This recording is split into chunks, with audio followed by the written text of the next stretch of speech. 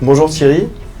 Bonjour. Merci de nous accueillir ici au Cheval Blanc de Saint-Tropez, propriété du groupe LVMH, pour ce second épisode de Derrière les étoiles, ce rendez-vous que nous donnons aux professionnels de l'hôtellerie, au cours duquel on aborde leur parcours, mais aussi qui ils sont à côté du travail.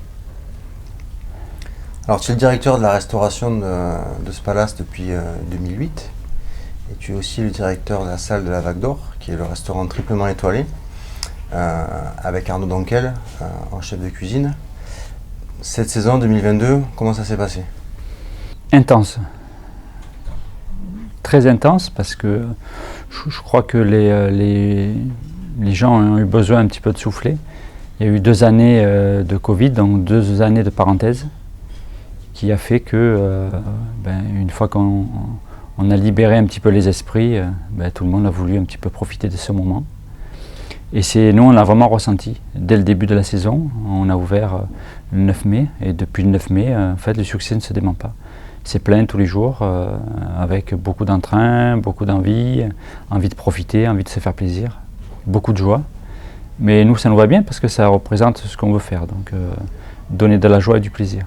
Alors Thierry, ici à Saint-Tropez, on va dire en quelque sorte que tu joues à domicile parce que tu es né à Hyères. Tu y as fait ta formation, toute ta scolarité. Tu as été diplômé du lycée hôtelier donc des Palmiers, le lycée du Golfe. Adolescent, qu'est-ce qui t'a fait aller vers une formation en hôtellerie?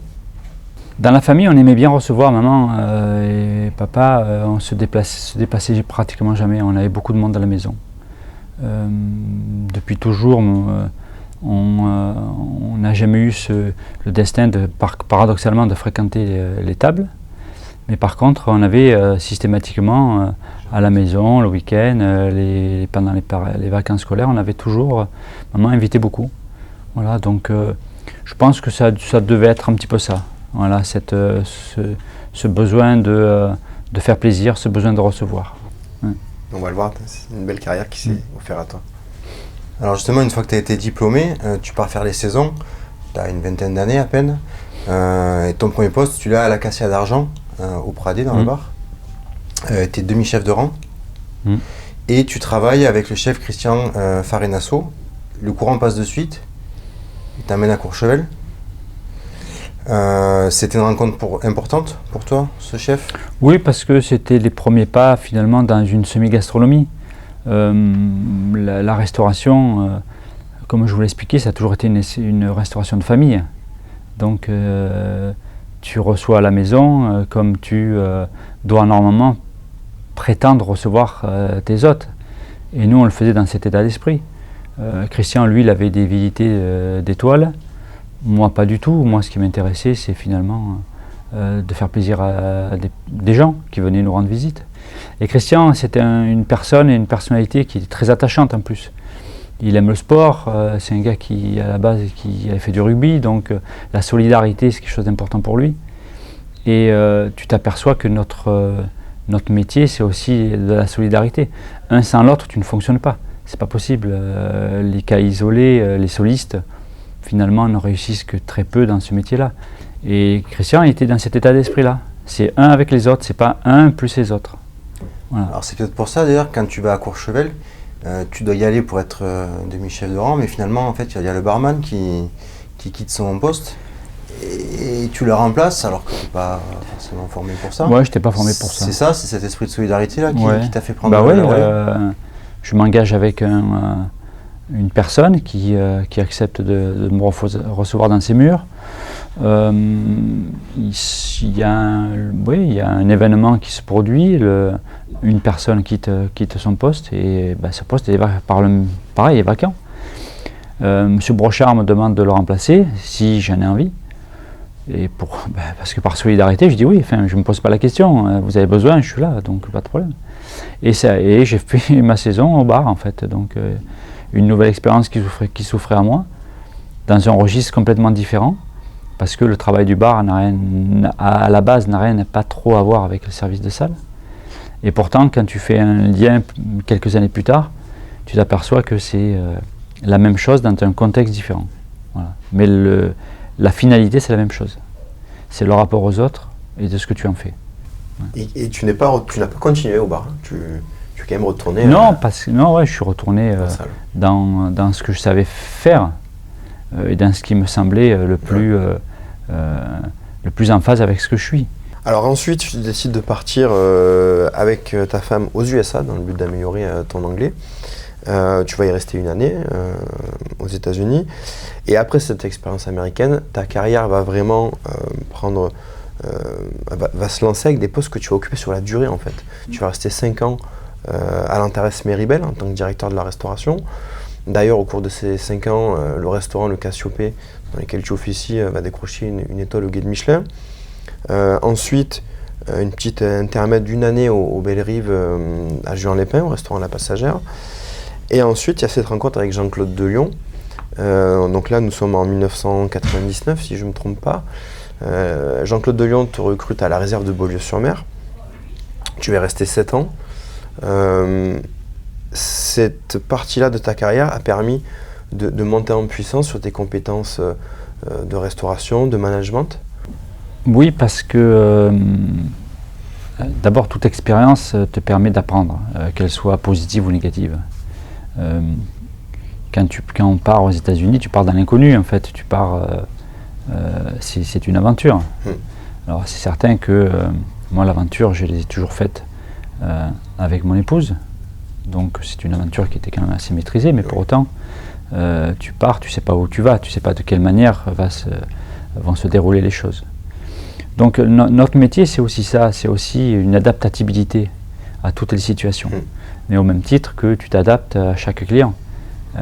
Tout le monde est différent, on a tous des humeurs différentes, on a tous des envies différentes. Justement, la continuité de la rencontre avec Christian, ça a été ça, outre le départ aux États-Unis, ça a été après le retour à l'Antares. Mais l'Antares n'a pu avoir lieu que parce que Christian me rappelle pour venir l'aider dans cette aventure, qui était une nouvelle aventure. Donc là aussi, tu ne te poses pas la question. La seule question que tu te poses, c'est est-ce que tu vas arriver effectivement à faire plaisir à toutes ces personnes qui vont venir se déplacer dans une très très belle station, et de quelle manière on va traiter la gastronomie en altitude. Nous, en tant que méridional, il va falloir prendre cas de ce qu'est la gastronomie savoyarde, l'adapter à ce que tu sais faire, et surtout t'adapter à elle. En fait, c'est la nature qui va guider nos pas. Hein. C'est pas nous qui dictons nos pas à la nature. Donc on est obligé de s'adapter à ça. Alors Paris, justement, tu as fait une petite interlude d'une année pour Hélène Darroze. Et puis en 2008, M. Delion te rappelle pour revenir dans le Var et prendre la direction de la restauration de la Pinède, avec à l'époque un jeune chef étoilé, Arnaud Donquel. Comment ça s'est passé à l'époque, la rencontre en 2008? Alors d'abord, Arnaud n'était pas étoilé à ce moment-là. Hein. C'est-à-dire que c'est la maison qui est étoilée. Il faut juste rappeler que c'est la maison qui porte les étoiles. Arnaud arrive, lui, du restaurant La Serre, donc de Nomikos. Et puis moi, j'arrive donc effectivement de Paris, et on est associés rapidement, parce que M. Delion souhaite qu'on trouvait une nouvelle direction à son restaurant, qui était le restaurant de la résidence de la Pinède, celui-ci actuellement. Donc là, on s'entend rapidement, mais pour une raison très simple. À partir du moment où dans vos rencontres, vous partagez les mêmes valeurs, la même passion, le même souhait de plaisir et de joie, vous vous retrouvez sur l'essentiel en fait. Ouais. Et en vous retrouvant sur l'essentiel, les choses deviennent simples. La connexion est plus facile. Oui, voilà. Arnaud en plus, c'est pas un individualiste. Il aime faire vivre ses équipes, il aime faire vivre un groupe. Donc naturellement, ça se retrouvait, parce que quand je vous disais tout à l'heure que ce qui est important, c'est les équipes, là, ça s'est retrouvé encore plus. Donc le partage un petit peu du savoir, le partage un petit peu de ce souhait d'aller chercher autour de nous ce qui était fondamental, la mise en avant d'un terroir, la mise en avant des pêcheurs, des petits paysans, des petits producteurs, ça s'est fait rapidement. Et donc obligatoirement, ça a été simple. Ouais, c'était simple. Voilà. Parce que quand tu as affaire à des gens qui sont simples, ben, tout est simple, tout devient facile. Tout devient plus simple. Ouais, tout devient facile en fait. Tu remets les ingrédients de collectif que tu as connus au début, plaisir terroir dont tu parlais à la fin, et puis finalement vous avez... Ouais, mais c'est le combo idéal. Hein. Vous avez mis le combo idéal. Le ouais, combo c'est ça. idéal, c'est la générosité, partage, transmission, respect de la nature, respect des saisons. Quand tu arrives à faire ça, ben, les choses sont simples. Et tout devient simple. Voilà. Après, il y a du travail. Je ne dis pas qu'il n'y a pas de travail. Je dis que déjà à la base, c'est plus simple. Alors cette réussite, elle se traduit, comme tu nous as dit tout à l'heure, par des récompenses. Et donc une deuxième étoile va arriver en 2010 à la Vague d'Or. Et après le Graal, hein, la troisième, 3 ans plus tard en 2013. Donc depuis, l'hôtel est devenu propriété du groupe LVMH, qui en a fait son cheval blanc de Saint-Tropez. Vous êtes la référence. Je ne sais pas si vous, de l'intérieur, vous le sentez ça. Nous, de l'extérieur, quand on parle avec les professionnels de l'hôtellerie, de la restauration, c'est vrai qu'il y a une énorme admiration pour votre établissement. Est-ce que vous, de l'intérieur, vous le ressentez? Est-ce que vous avez un petit peu plus de pression au quotidien par rapport à ça? Ou non, vous œuvrez en équipe, comme tu nous le dis, et vous faites votre travail? Comment ça se passe? En fait, les étoiles, hein, c'est ce qu'on veut, c'est ce qu'on nous donne en fait. C'est ce qu'on, c'est pas ce qu'on va chercher. Ce qu'on va chercher, c'est vrai que je vais avoir tendance à répéter, mais c'est la joie et le plaisir de nos hôtes. Point. Notre travail, il est tourné uniquement là-dessus. Pour autant, tu ne peux pas donner autre chose que ce que tu peux donner. Donc nous, on ne peut pas faire autre chose qu'on a toujours fait. On ne se soucie pas de la résultante. Nous, ce qui nous importe, c'est qu'un client vient vivre un moment féerique au sein même de cette maison, mais parce qu'elle le mérite, mais parce que quand tu arrives sur cette terrasse-là, quand tu arrives dans cette maison-là, tu es dans un autre monde. On essaye de leur procurer de l'émotion. Et ça se traduit par une cuisine adaptée, de qualité, mais ça, celle-ci est reconnue. Oui. Après, tu as tout ce qui fait que c'est l'art du service qui doit être mis en avant également, parce que quand tu reçois quelqu'un, tu le reçois avec la plus grande joie possible. Et chacun doit se mettre au diapason pour soi. On doit tous considérer que chacun de nos hôtes est une partie de nous-mêmes. Au même titre que quand tu fais un repas de famille. D'ailleurs, souvent, on me demande de quelle manière est fait le recrutement. Je peux vous le dire, le recrutement est basé uniquement là-dessus. Pas sur la technique des unes et des autres. Ça s'apprend. La technique, tu l'apprends, c'est comme une recette. En fait, la technique, c'est une recette. Oui. Avoir de la sensibilité, avoir juste de la générosité, ça ne s'apprend pas forcément, quoi. Voilà, on peut te guider, mais je pense que tu l'as au fond de ton cœur. Je pense pouvoir dire, on fait pas que du service. C'est l'art du recevoir, en fait. Et c'est l'art du savoir-être et du savoir-vivre. C'est un ensemble. Voilà. Alors nous, justement, tu parles de savoir-être. Nous, je ne sais pas si tu le sais, mais vous avez été la plus belle rencontre qu'on ait faite en 2016. Dans ce cadre, vous recherchiez avec Arnaud toujours l'excellence, en cherchant les petites maisons, les petits artisans, les petits producteurs. Voilà, nous, 2016, c'est l'année de la rencontre. Magnifique pour nous. Est-ce que tu t'en souviens? Ah, comme c'était hier. Ouais, vas-y, tu peux... C'était très simple. D'ailleurs, ça s'est fait très simplement. Oui, tout à fait. C'est vrai. Une recherche. La recherche à la base d'un produit de petits producteurs. Et après avoir un petit peu essayé de trouver ce qui se faisait dans la région, je tombe sur vous. Et ce qui a fait le déclic, c'est l'état d'esprit. C'est la rencontre entre des personnes Qu'est-ce qui fait qu'une histoire, elle débute et qu'est-ce qu'elle fait qu'elle s'arrête? C'est que tu es en phase avec ce que tu recherches. Mais c'est comme une histoire d'amour. Une histoire d'amour, elle commence parce que tu aimes les gens avec qui tu es. Et parce que tu partages les mêmes valeurs et les mêmes choses. Et donc, je vous appelle et puis en vous expliquant ce que je veux, ce que je souhaite, et vous, vous rentrez complètement dedans. Vous rentrez complètement dedans parce que en fait, c'est pas un effort pour vous. Oui, on parlait parce que vous faites ce que vous faites. Et pour vous, c'est naturel que de faire ça, en fait, et de le faire de cette manière-là. Donc vous arrivez ici, on est sur une table qui est à l'entrée du restaurant.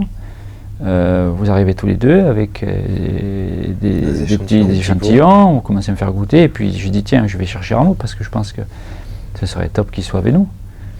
Et puis il arrive, et puis on continue la dégustation. Et c'est une dégustation sur le produit qui est tout à fait révélatrice. Et quand tu parles de famille, nous c'était les recettes de notre grand-mère. En fait. Ben oui. On a pris nos recettes de notre mamie et on les a apportées, quoi. Mais c'est ça que pour nous, c'est aussi de la générosité, de nous faire profiter de ce trésor-là. Et rapidement, ça s'est fait.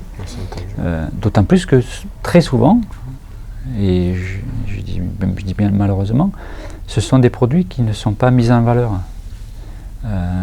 On considère que le petit déjeuner, on ne doit pas forcément mettre l'accent sur la qualité d'un produit comme la confiture, le beurre ou le miel par exemple. Alors que c'est fondamental. Les premières bouchées que tu fais, c'est beurre, confiture, qu'on le veuille pas, c'est ça. Hein. Ouais. Donc, et c'est là pareil, là tu vas chercher des souvenirs d'enfance. Tu vas chercher ce que tu faisais quand tu étais petit, quand tu te mettais à la table, que ta mère te faisait ton petit déjeuner. C'est beurre, confiture. Ouais. Et tu es toujours à la recherche de ce goût-là. D'ailleurs, c'est ce qu'on a dit, tiens. C'est régressif. Ben oui. Ta confiture d'abricot me rappelle ce que faisait ma mère, en fait. Donc, tu es dans cette recherche-là. Et comme vous, c'est quelque chose qui était naturel, puisque c'est les recettes de mamie et de grand-mère, pour nous, ça devenait naturel que de débuter une aventure avec vous. Et c'est ce qui a été fait. Et encore maintenant, on est très heureux de cette rencontre. Et que ça dure, c'est encore mieux. Voilà. Et ça dure, donc c'est formidable. Donc oui, bien sûr, je me rappelle comme c'était hier. Hein. Ouais, moi aussi. Moi aussi. Alors tu as reçu 2 distinctions. Alors on va parler des récompenses individuelles, mais on comprend bien que c'est pas la recherche finalement de ton métier et de ce qui t'anime. Mais donc tu as quand même reçu 2 distinctions, une en 2016 par le Goemio, directeur de salle de l'année, et en 2021, le Chef Magazine, donc l'année dernière, t'a primé également. Comment tu les accueilles, ces récompenses qui sont individuelles, à l'image d'un ballon d'or qu'un joueur de foot peut recevoir? Toi, comment tu les apprivoises? En fait, c'est très gratifiant, mais tu ne peux y trouver le plaisir dans cette gratification que si tu le partages. Donc, je trouve que c'est la reconnaissance d'une maison et de la qualité d'une maison. À travers moi, c'est ce qui a été décerné en fait. Et donc pour moi, c'est aussi une belle récompense parce que ça veut dire aussi à mes équipes que là aussi, ce qu'on fait, c'est sur le bon chemin. C'est sur la bonne voie. Ouais. Alors ta fonction requiert une présence importante ici au Cheval Blanc de Saint-Tropez, mais à côté du travail, il y a aussi la vie personnelle, la vie privée. Donc tu es marié depuis quasiment, j'ai envie de dire, depuis presque toujours avec ta femme, depuis très longtemps. Vous avez eu 2 filles. Que représente pour toi la famille? La famille, c'est le socle c'est le socle de décompression, quoi. C'est ce qui te permet de te ressourcer quand les choses ne vont pas toujours comme tu l'entends. Le côté idéaliste, c'est tout va bien, tout est formidable, tout est beau. Ouais, mais ça, voilà, ça c'est le côté, c'est ce qu'on aspire à tous. Oui. Est-ce que la vie c'est ça? Pas forcément. Donc le socle familial te permet aussi de te ressourcer, de prendre du temps, de resituer tes valeurs en fait. Ouais. Et de t'ancrer vraiment dans le sol. le socle, c'est les fondations. Et tu construis sur des fondations qui sont solides. Si ta fondation est solide, tu peux affronter la vie facilement. Quelles sont les activités en revanche que tu pratiques justement sur ce temps libre? Qu'est-ce qui te permet de... quels sont tes hobbies? Quels sont sur ton temps libre? Qu'est-ce que tu aimes faire? J'aime me retrouver en famille déjà. D'accord. J'aime me retrouver en famille parce que ça me fait du bien. Voilà. Après, j'aime bien voyager, j'aime bien partir, et on essaie de partir avec Carole dès qu'on peut. Après, j'aime le sport, j'ai cet entrain à essayer d'en faire un petit peu et à m'entretenir. Quand je peux, puisque je suis aussi de cœur un petit peu ancré dans la région et marseillais, donc voilà. Tu vas au Vélodrome, tu vas soutenir les Phocéens. Exactement, ouais. Dès que je peux. Dès que tu peux, tu y vas. Ouais, j'essaye de retrouver un petit peu cette adrénaline qu'on avait quand j'étais beaucoup plus jeune, où je jouais au foot. Et c'était de retrouver cette ambiance-là, c'est quelque chose qui me plaît beaucoup. Mais parce que tu te regroupes pour un seul. En fait, c'est ça. En fait, c'est toujours pareil. Le sport, c'est ça. Pareil au stade, hein, c'est la grande famille, au Vélodrome, ensemble. Mais c'est ça qui est formidable, c'est que tu te lies pour une cause. En fait, et tout le monde est lié pour la même cause. Alors Thierry, on va terminer cet entretien sur une note culinaire. Quel est le plat préféré de Thierry Di Tullio? Quelle est ta Madeleine de Proust? Sur ce que j'aime moi à la Vague d'Or ou ce que j'aime moi en général? Toi, Thierry Di Tullio, en tant que voilà. Et après ici, qu'est-ce que Arnaud fait? C'est assez simple. C'est assez simple parce que l'histoire avec Arnaud a pratiquement débuté lors d'un déjeuner. Enfin, maman avait souhaité inviter Arnaud à un déjeuner. Alors c'était avant qu'il y ait la 2e, 3e étoile, je dois vous avouer. Okay. C'est-à-dire que c'était en 2009, comme elle voyait qu'on s'amusait bien ici, et que chaque fois qu'on échangeait avec maman, on parlait de la Vague d'Or, on parlait d'Arnaud, on dit tiens, tu devrais l'inviter à la maison et compagnie. Okay. Mais avant que ça s'organise, avant qu'on trouve le temps avec Arnaud de le faire, il s'est passé 2 ans, quoi. Et donc on est passé d'un restaurant qui était 1 étoile à un restaurant 2 étoiles. Et là, maman n'avait pas voulait plus inviter Arnaud. C'était fini. Trop de pression. Ah ouais, elle voulait pas, tu comprends, c'est un grand cuisinier, qu'est-ce que je vais y faire? Je dis, fais ce que tu sais faire. Comment ça, qu'est-ce que tu fais? Fais exactement ce que tu fais. Mais je fais quoi? Je fais les moules, je fais le poulet au curry, je fais le lapin. Voilà. Fais le lapin. C'est le plat que tu fais quand tu as la famille. Fais le lapin. Et donc, maman a une recette qui est une recette très vieille, qu'elle tient elle-même de sa maman, qui elle-même le tenait de sa grand-mère. C'est le lapin crevette. Et donc, la journée s'est magnifiquement bien passée. Arnaud vint déjeuner avec Marie, Maxence et Louis, donc il y avait toute la famille.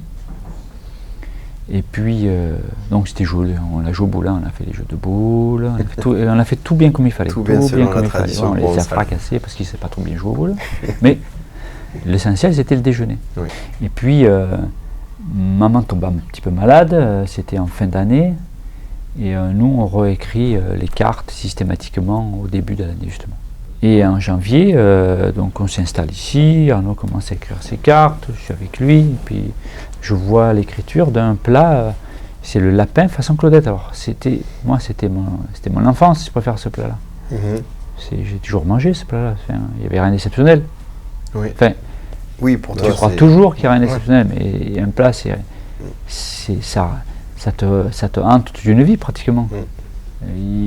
Tu as des odeurs qui te hantent toute une vie, tu as un goût qui te rend toute une vie, mais tu ne peux pas savoir que ça va à quel point ça va te poursuivre. En fait. Suivre toute ta vie. Tu t'en aperçois quand la personne n'est plus là. Oui. C'est à ce moment-là que tu t'en aperçois. Oui. Et donc, je vois le lapin façon Claudette. Mais qu'est-ce que c'est que ce lapin? Il dit, mais Arnaud, mais c'est quoi ce lapin? C'est quoi ce plat? Il me dit, c'est le plat de maman. Je dis, mais tu vas pas faire ça. Je dis, pourquoi tu fais ça? Il me dit, parce que Le lapin et le crustacé, ça marche bien. Ta mère a raison, les alliances avec le romarin, le miel de châtaignier, c'est quelque chose qui fonctionne bien. Le vinaigre, c'est quelque chose qui marche très très très bien. Puis on s'est régalé en fait. Donc, puis maman, comme elle est malade, et s'il arrive quelque chose, elle sera avec nous tout le temps. Et donc ce plat-là, qui est devenu un plat à la carte, c'est un plat maintenant, même encore maintenant, en 2022, il est à la carte. D'accord. En fait. Et ce plat traverse le temps, traversera peut-être les générations, parce que un cuisinier un jour a décidé que ce serait comme ça. Et ce plat-là, finalement, qui pour moi était un plat commun, restera, je pense, un plat de référence à la Vague d'Or sur plusieurs temps et plusieurs générations. Donc je suis très content de ça. Donc le plat pour moi, c'est celui-là. C'est celui-là. Ouais. Et celui qui hante mon esprit et qui est une Madeleine de Proust, c'est la tarte aux pommes de ma mère. Mais ça, j'ai beau la faire, j'ai beau la refaire, j'y arrive pas. Purée, j'y arrive pas. Et pourtant, je peux te dire que j'en fais des tartes aux pommes. Mais je n'arrive pas à retrouver exactement le même goût, le même équilibre, la même sucrosité, la même acidité qu'elle mettait parce qu'elle met du citron, elle met de la vanille. Donc c'est un truc que tu fais avec elle, quoi. Oui. Tu vois, tu te mets à côté, alors elle va t'expliquer que la pâte c'est comme ça, alors tu fais exactement les mêmes gestes. Et puis à un moment, tu sais pas pourquoi, tu tournes la tête, et c'est fini. Et le truc il est différent parce qu'elle a rajouté un truc que t'as pas vu. Et là t'es fichu. Mamie faisait pareil. Et là t'es fichu parce que. Et t'es fichu. C'est fini. Ah, t'es fini. Tu l'as plus. Et tu l'as plus. T'as perdu le fil. Elle te dira oui, mais c'est pareil. On fera la prochaine fois. Voilà. On fera la prochaine fois. Et en fait, comme c'est une cuisine d'instinct, parce que la cuisine c'est une cuisine d'instinct et de sensibilité, c'est le palais, quoi. Comment tu veux retrouver exactement la même chose? Même sensibilité qu'une autre. C'est pas possible puisque les fruits c'est vivant, quoi. C'est-à-dire que une pomme aujourd'hui, c'est pas la même pomme demain. Donc qu'est-ce qui joue? C'est ton palais. Quand tu fais la réduction, quand tu vas sur une réduction de quelque chose, tu as beau goûter aujourd'hui, si le goût de demain ne sera pas le même, il faudra juste le rééquilibrer. Donc un peu plus de sucre, un peu moins de citron, un peu plus de citron, un peu moins de sucre, un peu plus. C'est ça en fait qui fait la différence. Et c'est pour ça que la cuisine, c'est une alchimie qui est très complexe. Qui est tout le temps en mouvement. Une cuisine de goût, c'est une cuisine de sensibilité en fait. C'est une cuisine qui est d'un équilibre tellement précaire. Donc si tu n'as pas le palais pour le rééquilibrer comme tu l'as dans ta mémoire gustative, dont une Madeleine de Proust, tu vas inéluctablement passer à côté. J'ai connu ça une fois dans ma vie, je dois vous avouer, de retrouver exactement ce que ma mémoire avait en tête. C'était pas la tarte aux pommes de ma mère, c'était un tiramisu que faisait ma tante. Ok. Pareil, tous les 2 dimanches, on allait voir la tante de ma mère.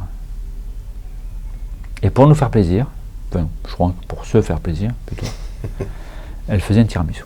Mais c'était pas n'importe quel tiramisu, c'était un tiramisu au thé brun, tu sais.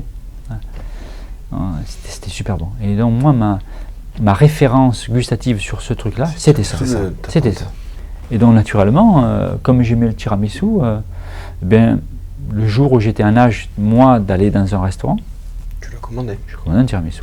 Alors je dois vous avouer, j'ai dû faire tous les tiramisu de la région, tous les tiramisu du monde, j'ai dû les faire, sincèrement. Ouais. Jusqu'à quel point je me suis dit, ça sert à rien. Ils sont pas bons. Ouais. Il n'y a personne qui sait le faire en fait, le tiramisu. En fait, il n'y a personne qui sait le faire comme moi, je l'avais en tête. Et puis je pars aux États-Unis, travailler. Daniele Restaurant, c'était un restaurant italien dans Manhattan. Il commence à m'expliquer le travail, pas de problème. Et puis le dimanche, je vois rentrer une vieille dame avec un bac inox comme ça, qu'elle tenait à main et un papier film, un papier aluminium dessus. Puis elle rentre.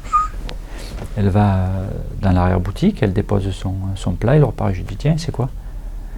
Elle me dit, bah, c'est le tiramisu. Et c'est dimanche, c'est tiramisu. Tous les dimanches, c'était tiramisu. Ah bon? Elle me dit, t'aimes le tiramisu? Je dis, ouais, j'aime beaucoup le tiramisu. Mais s'il en reste, à la fin du déjeuner, tu goûteras le tiramisu. Très bien. Le service, moi j'avais complètement oublié cette histoire de tiramisu. Je l'avais fait pourtant, je l'avais servi à tout le déjeuner. Et puis, Daniel me dit, il me dit, tiens, il était 16h, 16h30, il me dit, tiens, je t'ai mis ce qui reste, il y a un petit, il t'en reste un petit peu, si tu veux le goûter tout à l'heure, tu goûteras. Et là, je vais à l'arrière-boutique, il était vers 17h, je prends ma cuillère, je mets à la bouche cette cuillère de tiramisu. Et là, retour 20 ans en arrière. Ouais. Tata. C'est la seule fois où c'est m'est arrivé. Ça fait quelque chose, hein? Ouais, parce que c'est une partie de ton histoire qui revient. Et quand tu as une partie de ton histoire qui revient, il y a tout qui remonte. Tout. Tu lui as dit? Oh, bien sûr.